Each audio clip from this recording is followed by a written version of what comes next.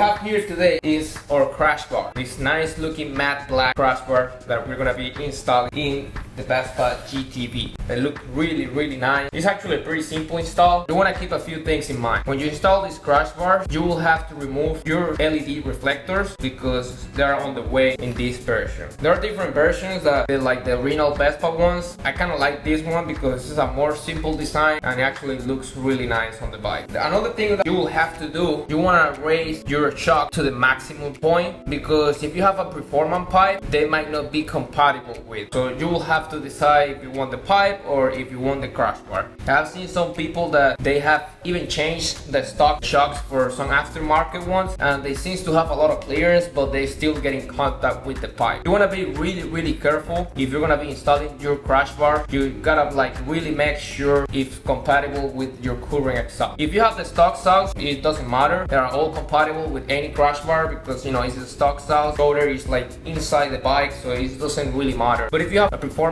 exhaust, please be really careful before you purchase the crash bar or the exhaust, either one. You gotta be like really sure it's not gonna hit the pipe or anything, so you have enough clearance to install them and have both at the same time. And also what I'm gonna try to do, since my panels are like really beat up, I don't really mind drilling more holes on it. So I'm gonna try to move these two holes on the top because I'm gonna be installing my LEDs now but on black. But in this case, since this one is already like beat up everywhere, probably just gonna, you know, just for testing purposes and to demonstrate you that there is a way. The only downside it's gonna take a little more time is raising your shocks because you will have to remove the air filter so you can get access to the adjustment not in the shock. And also in the other side it's a little bit more clearance because it's just a pipe and you can actually adjust it without removing anything. So let's get into it.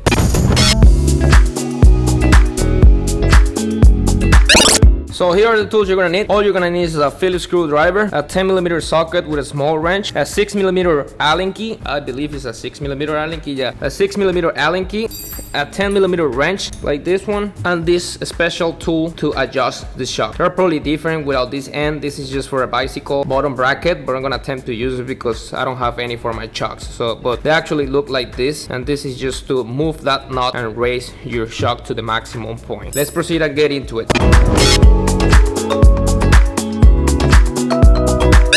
So with the bars, you're gonna get this hardware included. We got these two brackets. They're gonna be mounting in the front of the scooter to be able to mount our bars. And you're also gonna get two Allen key long screws with two 10mm nuts, two spacers, and these plastic plugs that we're gonna be using too. So that's basically all the hardware that is gonna come included with the bar and the actual bar, you know, in the box. So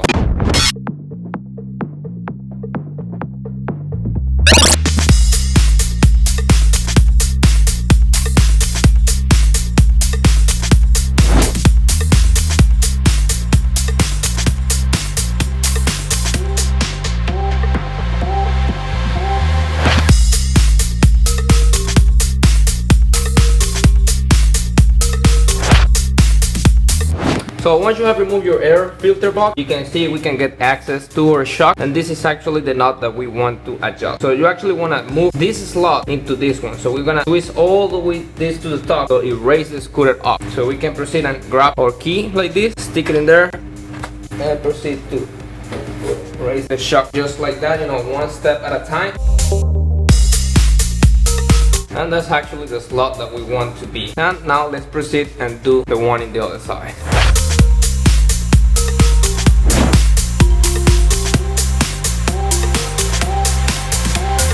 So we can proceed and remove this fastener right here.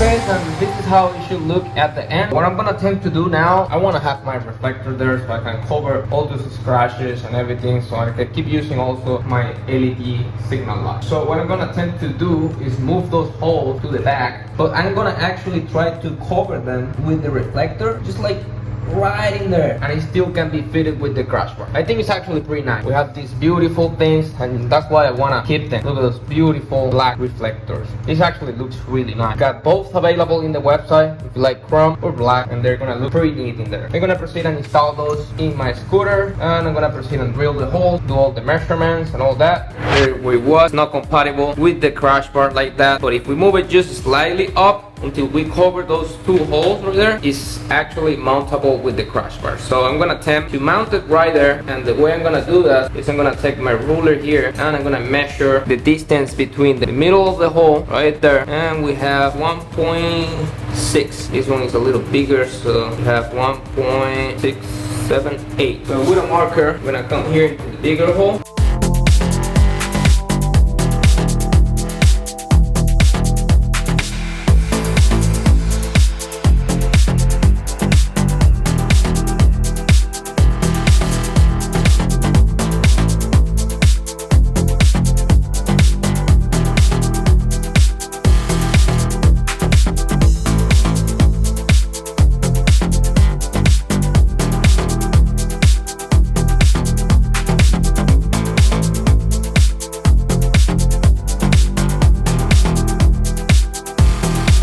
Four holes there.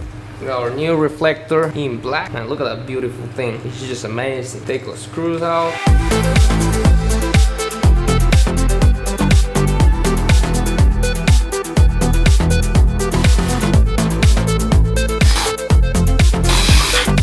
I don't give a fuck about this panel. Look at that. I bet you have never seen a panel from a Vespa like that.